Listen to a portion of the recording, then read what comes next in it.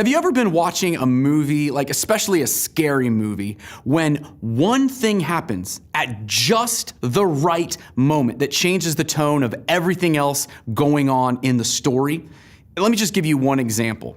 Something like this. There's a group of people sitting around and they're all telling scary stories, trying to freak each other out. And the story is about this urban legend of a crazed demon murderer who breaks into every house and kills everyone inside. But before he breaks in, he calls someone on the inside just to freak them out a little bit more. And while they're all sitting around laughing about how ridiculous this is, what is inevitably to happen? Their laughter is stopped by a ringing phone in the corner, and everyone turns their attention slowly to the phone, and the audience knows exactly what's about to happen, right?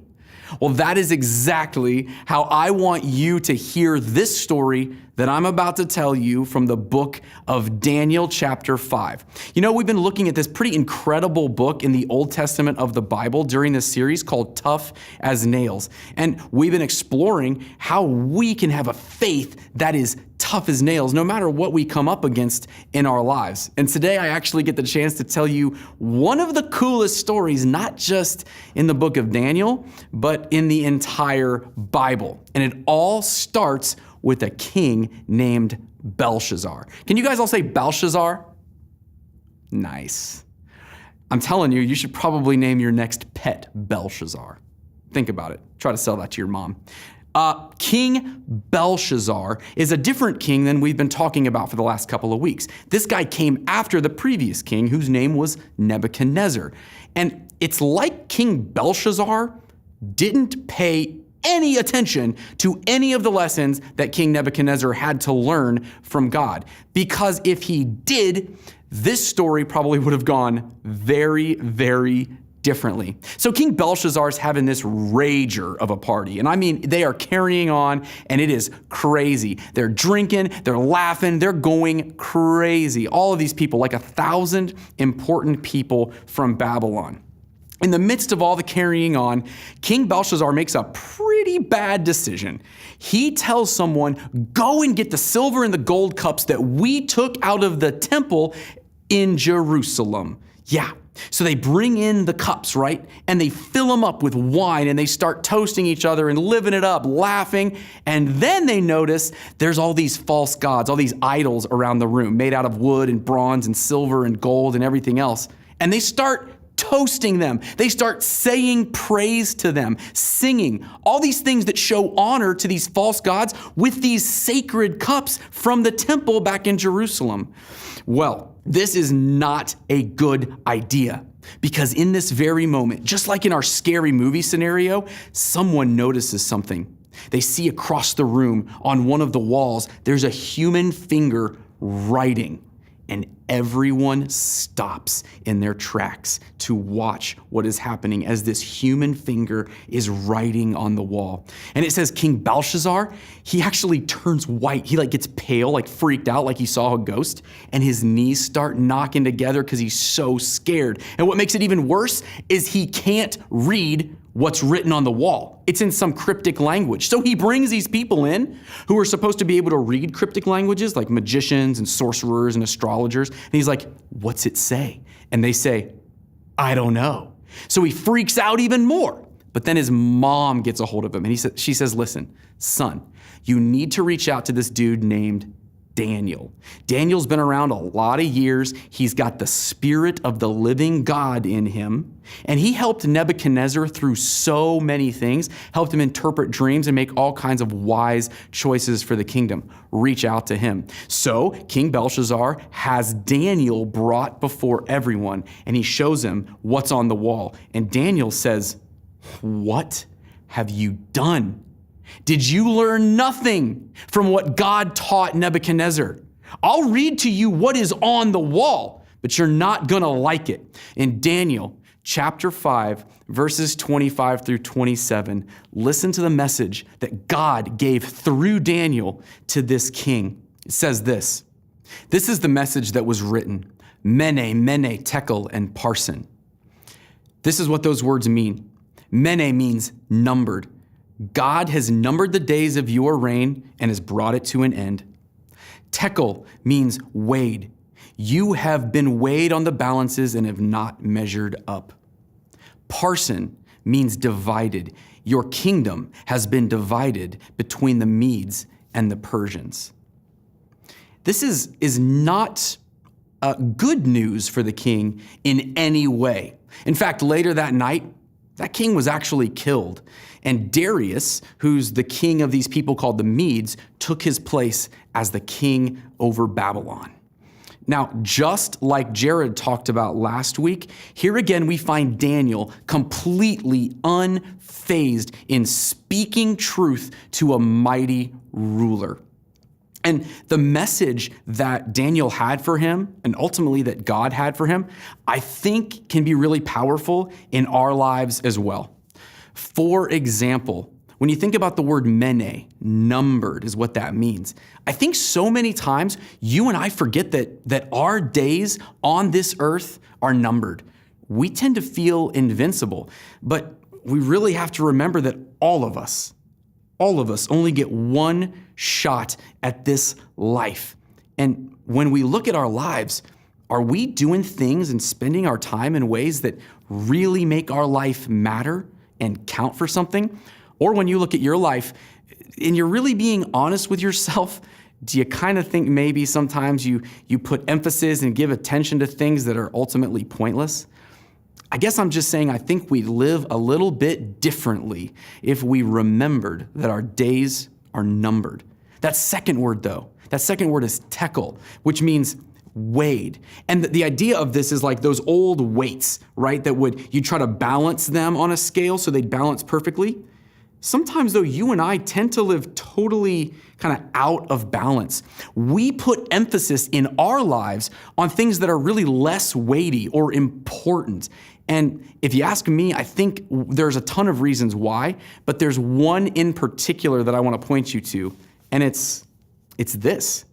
It's these little glowing boxes that we hold among many, many other things. But these little glowing boxes are meant to keep us connected to so many other people. But it's so funny how often I walk past a group of people who are not connecting to one another because they're all just so bewitched by the allure of these glowing boxes and connecting digitally with other people. Sometimes we just get out of balance. This might be one of the ways that happens. And that last word there, parson, means divided. That would be something in our lives, like trying to find our meaning and purpose in just the next thing and letting our lives go so many different directions.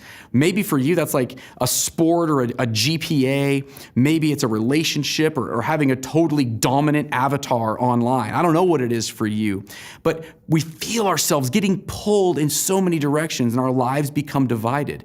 And pretty soon we look around and we realize that our relationship with God, our faith is such a distant afterthought. It's not our primary focus. Students, I think today, God is having a writing on the wall moment with some of you.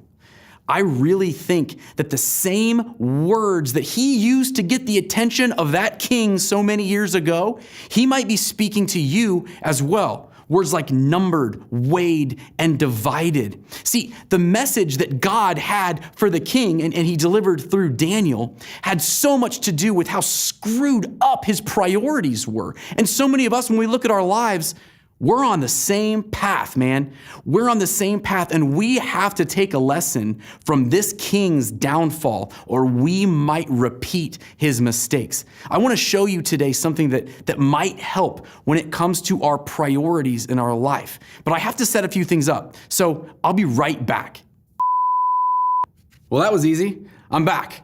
What we have here is something that I hope helps us all as we talk about some of the ways that we think about our priorities. You'll see this glass vase. It's empty, but what it represents is your life. For however much time you have on this earth, this is representative of the time that you have on earth. And you'll fill this up, your whole life, you'll fill up with things. Big things, little things, important things, inconsequential things. You're gonna fill this up. Then you'll also notice we have these big rocks. These represent really big things in your life, things that are really, really important, things like faith and family, things that if everything else about your whole life went away or were taken from you, your life would still have meaning and purpose. You could still find like really meaningful moments because those big things are still intact. Then comes the smaller rocks, right?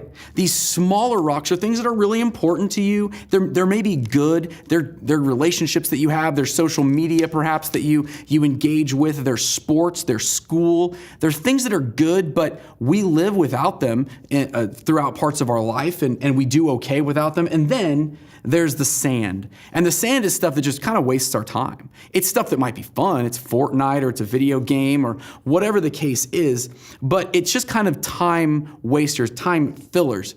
But I want you to see something. When we start putting these kind of things into our lives, when we start filling up our lives with things like time fillers, whether that's just mindlessly watching YouTube, scrolling through social media, whatever it is, our life starts to fill up with it. And then we begin to add in some of the things that are important. Maybe it's school, it's sports, it's relationships that we have with someone of the opposite sex. Whatever it is, you can see there's a lot of importance to it, but it's filling our life. But then we're left with these three bigger rocks. And these things are the ultimate important things in our lives. And we've started to fill our lives with the things that aren't quite as important. And what you'll notice is if we put these rocks in on top, it's too much. They come out the top, like they go past, and we still have more that we want to put in, but it just doesn't work. On the other hand, what if we put the big rocks in first? These things that are really, really important to our lives, things like our faith, right?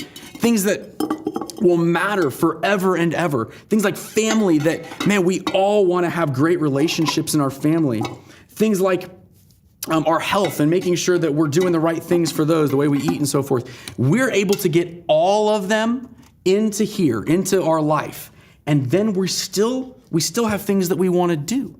So we start filling our lives with things that are important to us, but not maybe ultimately the most important. Things like sports and school and grades and musical instruments and dance classes and everything else. And what happens? They begin to fill in the gaps. We begin to see that we can fill in the gaps with these medium-sized, smaller things.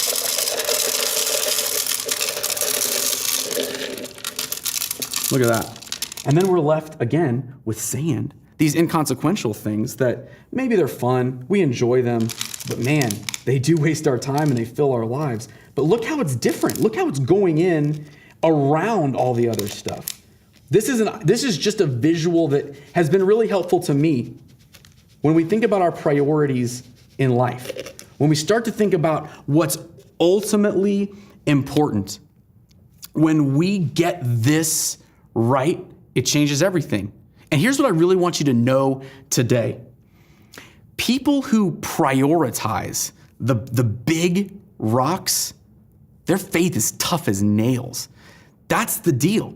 When we get this right, when we know what truly matters, our lives change. Nothing is going to bend us. Nothing is going to break us.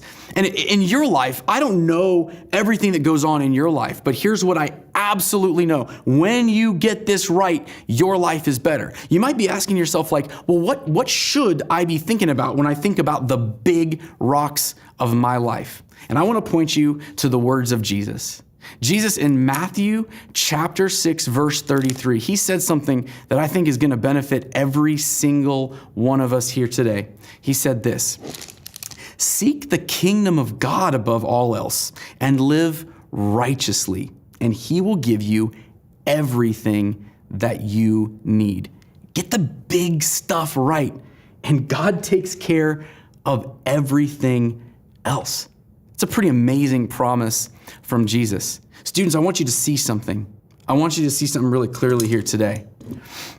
A set of screwed up priorities, it totally wrecked this king's kingdom. It cost him his life. And I don't know what it will cost you if your priorities start to get out of line. It might cost you your integrity or your character. It might cost you relationships. It might cost you a spot on a team. Someday it might cost you a family. I just don't know what it'll cost you, but I know this. People who prioritize these big rocks, they'll never, ever let it get to that point.